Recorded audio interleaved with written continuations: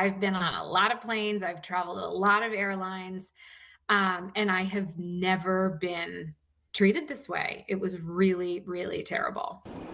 That woman was stuck on an Avelo flight out of Tweed New Haven Airport Sunday morning for 11 hours. It was snowing, so she says she expected some delays, but nothing like what she experienced. Consumer investigative reporter Jennifer Joe spoke with her and other passengers, all part of what has to be considered a travel nightmare, Jen. Yeah, it certainly was for them. We spoke with 4 people that were on that plane who sat there for hours after the snow had stopped. They say they're upset by how the airline handled the situation.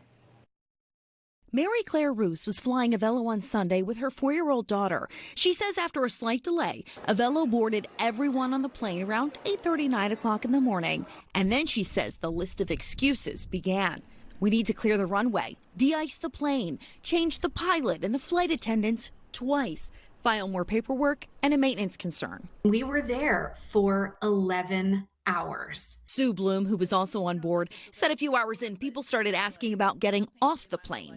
Avelo and Tweed said in a joint statement the terminal remained available to passengers to stay warm and comfortable. But both Roos and Bloom say they were only provided one short break inside the terminal throughout the entire 11 hours. Escorted in groups of 4 to go back into the terminal to get something to eat and use the bathroom. You have 5 minutes. They also said throughout the hours-long delay that if they were to leave and wait inside the terminal, they would have to take their belongings with them, could not get back on board, and any checked bags would go to their destination in Sarasota. They said it was unclear at the time if Avelo would refund their flight. It felt like there was a financial burden put in on people to make decisions they really didn't want to make, that they felt like, I can't leave. I have a rent-a-car ready. I pay for my hotel. We kept saying, would you just cancel the flight? If we're not going anywhere, just let us get off so we can make other arrangements. And they said, oh, no,